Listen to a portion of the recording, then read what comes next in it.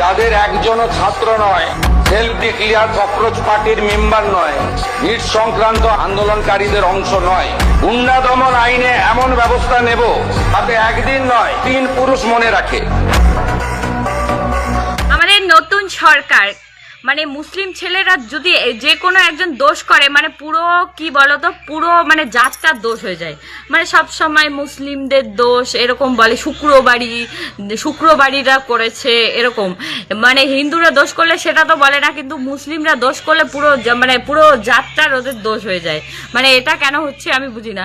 একজন মুখ্যমন্ত্রী সবার মুখ্যমন্ত্রী, তাই জাতপাত নিয়ে কেন এরকম টানাটানি করছেন বলুন তো? এটা আর করবেন না।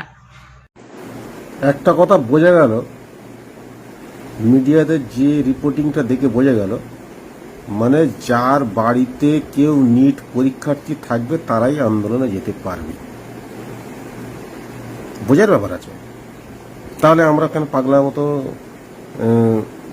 যাচ্ছে? তাহলে এর থেকে আরেকটা জিনিস বুঝতে হবে, যার বাড়িতে রেপ হবে সেই শুধু আন্দোলনে নামবে, যে ভোটে দাঁড়াবে সেই শুধু ভোট প্রচার করবে, মানে আদার্স আর লোক যেন না থাকে। মানে ভোটের যারা দাঁড়াবে ওদের ওদের আমার কথা না, ডাইরেক্ট আবার আমাকেই ইনভলভ করতে যাবেন না। মানে একটা নিউজ দেখছি আমি, যে একজনকে একটা ছেলেকে ধরেছে, তাকে বলছে যে তার বাবাকে বলছে যে এটা ও কেন, ও কি স্কুল স্টুডেন্ট না, তো আপনাদের বাড়িতে কি ডাক্তারিকে পরীক্ষা দিচ্ছে না।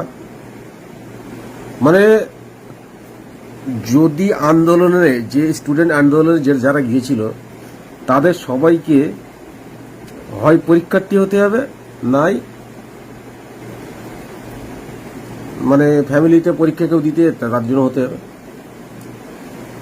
মিডিয়াগুলো জিজ্ঞেস করছিল এই জন্য এইগুলো কেন বুঝতে পারলেন? এবারে কোথাটায় গিয়ে হচ্ছে বুঝতে পারলেন? মানে ওর বাবাকে বলছে আপনার ছেলে কি স্টুডেন্ট, কেন গেল কেন? আন্দোলন একটা আলাদা জিনিস। আন্দোলন যখন সমাজের মধ্যে কোনো ব্যাধি একটা তৈরি হয়ে যায় না, ব্যাধি, সেই ব্যাধিটাকে তুলে উপড়ানোর জন্য একটা আন্দোলন করতে হয়, যেটা গণতান্ত্রিক অধিকার সবাইরই আছে। ও গেছে কেন এটা জিজ্ঞাসা করার অধিকার নেই কারণ। আন্দোলন মানে যেতে হবে, তো যেতে হবে আন্দোলন, যদি সেটা ন্যায়ের পক্ষে থাকে। তো ন্যায়ের পক্ষে ছিল, গেছে, ধরেছে পুলিশ, ধরতেই পারে। আপনি বাড়িতে বসে আছেন, আপনার কাছে চিঠি চলে আসলো যে আপনি যাননি বাড়িতে, ঠিক আছে, আপনার কাছে চিঠি চলে আসলো যে আপনি হুড়দাং করেছেন, মিডিয়া দেখাবে যে ব্রেকিং নিউজ, মুসলিম নাম পেয়ে যাবে, ব্রেকিং নিউজ, একদম টিআরপি চচ্চড় করে উপরে উঠে যাবে, চচ্চড় করে। কি বলবেন এসব মিডিয়াদের? কি বলবেন? আমাদের মুখ্যমন্ত্রী যে মিডিয়াদের হয়ে যে আজকের এগুলো কাজটা করছে, উনি ওনার জন্য করছে, সেটা কোনো কথা না। কিন্তু যে এই যে মিডিয়ারা আবার যে মাইকটা নিয়ে তাদের বাড়িতে গিয়েছে, এটা দরকার কি? খুব দরকার ছিল যাওয়ার। কি দরকার? ওরা মরছে মূর্খ না, মুসলিম তো, তাদের তো জেলে ঢুকিয়ে দিয়েছে, আবার কি দরকার? তার বাবা মাকে আবার স্পেশাল করে মানে ফেমাস করাবার দরকার কি আছে?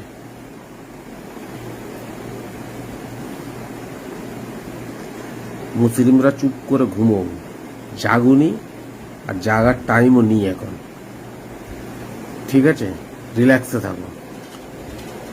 ভারতবর্ষে যে বিপুল আকারে যে আন্দোলন চললো এতদিন ধরে, যেই আমরা ধর্ণা প্রদর্শন বিক্ষোভ দেখেছি, সত্যি মানে দারুণ।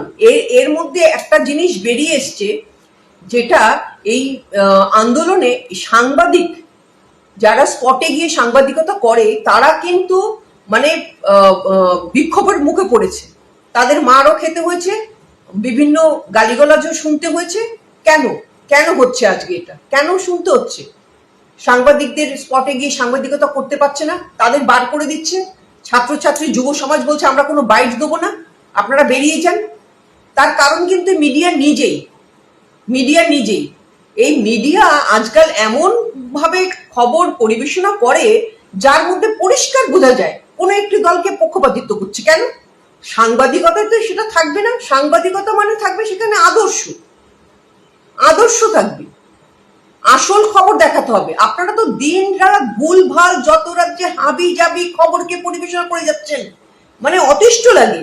তারপরে এমন চেল্লাবে, মানে এমন আওয়াজ করে, মানে এটা শব্দ দূষণ সৃষ্টি হয় ঘরের মধ্যে। সত্যি বলছি, এত চিল্লিয়ে কথা বলার তো কোনো দরকারই হয়নি। তারও স্বরে চিৎকার করে যাচ্ছে যেন সবাই কানে কম শুনি আমরা।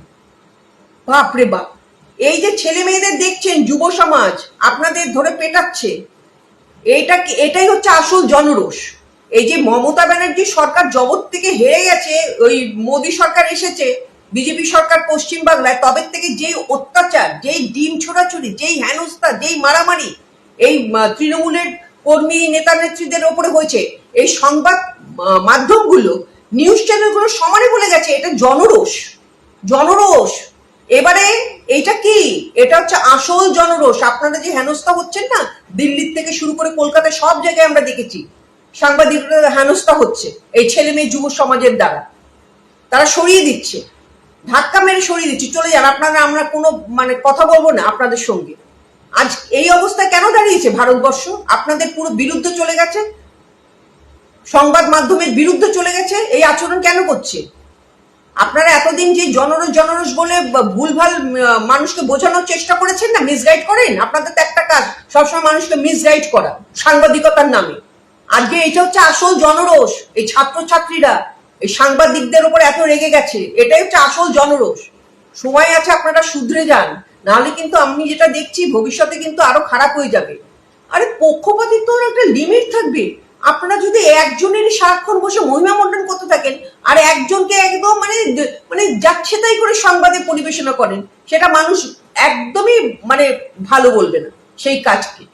আপনারা মনে করছেন আপনারা অনেক মহৎ কাজ করছেন এইভাবে সাংবাদিকতা করে, মোটেই না। তার প্রমাণ কিন্তু এই ছেলেমেয়েরা দেখিয়ে দিল। তাই আমি বলবো সবাই শান্তিতে থাকুন, শান্তিতে আপনারা সাংবাদিকতা করুন। আপনাদের ওপরে যেন মারধর না হয়, আপনাদের যেন কেউ হেনস্থা না করেন। আমাদের যে যত যুব সমাজ আছে, আপনারা খবরগুলো মানে নিরপেক্ষ হয়ে পড়ুন, তাহলেই দেখবেন পুরো ব্যাপারটা ঠিক হয়ে গেছে। সমস্ত টিভি চ্যানেল, সোশ্যাল মিডিয়া, বিজেপির যত প্রবক্তা, নেতা নেত্রী, মন্ত্রী আছে, একটাই কথা বলে যাচ্ছে, ধর্মেন্দ্র প্রধান পদত্যাগ করেছে। তার প্রধান কারণ হলো এই যে ছেলে মেয়েরা আমাদের এতদিন ধরে আন্দোলন, ধর্ণা প্রদর্শন, বিভিন্ন স্লোগান করলো, তার পেছনে নাকি বিদেশি তাকাত রয়েছে, বিদেশি ফান্ডিং রয়েছে। চীন, আমেরিকার মতো দেশেরা এদের মধ্যে অনেক কিছু করার চেষ্টা করছে। এই ছেলে মেয়েদের মধ্যে নাকি লুকিয়ে রয়েছে অনেক উল্টোপাল্টা আজে বাজে লোকজন। চিন্তা করুন, সেই জন্য ভারতের বিরাট ক্ষতি হয়ে যেতে পারতো। সেই জন্য তারা তড়িঘড়ি করে ধর্মেন্দ্র প্রধানকে পদত্যাগ করিয়ে দিয়েছে। ধর্মেন্দ্র প্রধান মোটেই ওই ছাত্রছাত্রীদের আন্দোলনে তাদের যে ডিমান্ড ছিল, যে মুদ্রা ছিল, তার কাছে ধর্মেন্দ্র প্রধান নত স্বীকার করে পদত্যাগ করেনি। ধর্মেন্দ্র প্রধান পদত্যাগ করেছে বিদেশি তাকাতকে যেন ভারত ক্ষতি না করতে পারে, সেইটা মাথায় রেখে ধর্মেন্দ্র প্রধান তার চেয়ার থেকে উঠে বেরিয়ে চলে গেছে। চিন্তা করুন, মানুষকে কিভাবে মিসগাইড করার মানে চেষ্টা চালিয়ে যাচ্ছে এই ভারতীয় জনতা পার্টি, ভাবা যায় না। আরে মানুষ কি ঘাসে মুখ দিয়ে চলে? মানুষ আপনাদের সব চালাকি ধরে ফেলে। আপনারা কি করে আমাদের ছেলে মেয়েগুলোকে বদনাম করে যাচ্ছেন? হ্যাঁ, ওর মধ্যে ওই বাজে বাজে দুষ্কৃতী লোক রয়েছে, ওই হচ্ছে বিদেশি ফান্ডিং হচ্ছে, তাকাত হচ্ছে।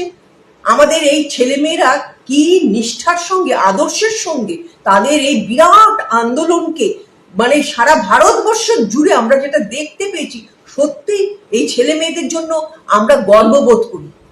আর আপনারা এই ছেলে মেয়েদের নিন্দে করে এইরকম কথাবার্তা বলে যাচ্ছেন, আপনাদের লজ্জা শরম নেই? সত্যি বাবা, আপনারা পারেন বটে।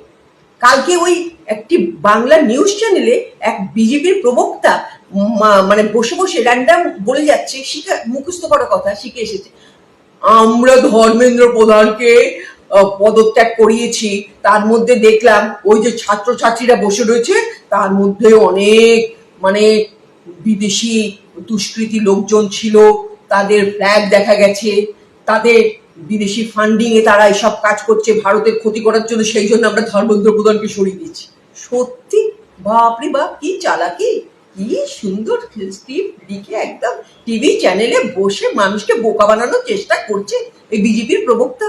বাপরে বাপ, আপনারা তো বলেছিলেন ওই সোনামজি হচ্ছে চীনের এজেন্ট। তারপরে কি দেখা গেল?